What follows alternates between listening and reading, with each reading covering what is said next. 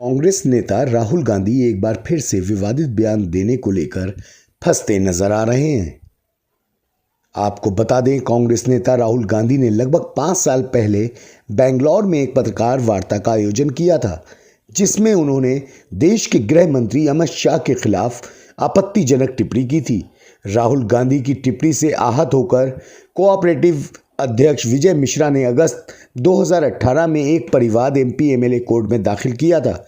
विजय मिश्रा के अधिवक्ता ने बताया कि धारा 500 आईपीसी के तहत न्यायालय ने पर्याप्त साक्ष्य मिलने पर कांग्रेस नेता राहुल गांधी को 16 दिसंबर को एमपी एमएलए कोर्ट सुल्तानपुर में तलब किया है। आईपीसी की धारा 500 के तहत राहुल गांधी को 2 साल तक की सजा भी हो सकती है।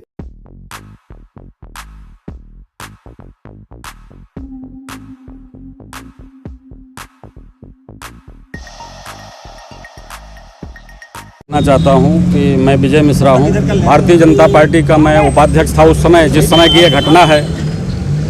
और ये हमारे उस समय माननीय राष्ट्रीय अध्यक्ष अमित शाह जी राष्ट्रीय अध्यक्ष थे। उनके विरोध में श्री राहुल गांधी जी ने बंगलौर में एक प्रेस वार्ता के समक्ष यह बात बताई थी कि अमित शाह के ऊपर एक आरोप लगाया था कि वो हत्यारे।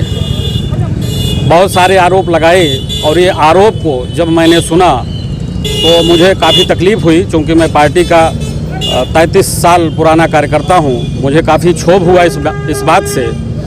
तो मैं घर पर था, एक दिन मेरे घर पर 2 लोग आए और बताने लगे कि भाई आप जिस पार्टी में हैं उस पार्टी के राष्ट्रीय अध्यक्ष हत्यारे हैं, ऐसा कांग्रेस के राष्ट्रीय अध्यक्ष राहुल गांधी जी कह रहे हैं। तो मुझे काफ़ी तकलीफ़ हुई।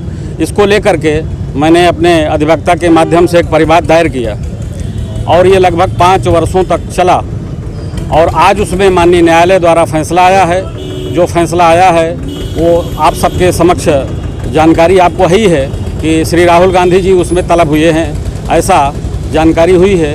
ये हमारे अधिवक्ता भी श्री संतोष कुमार पांडे जी हैं, ये भी अपना गांधी जी को माननीय न्यायालय ने धारा 500 आईपीसी के तहत प्राइमा फेसाई उनके खिलाफ पर्याप्त साक्ष्य पाते हुए उनको अभियुक्त के रूप में 16/12 के लिए उनकी तलबी किया है।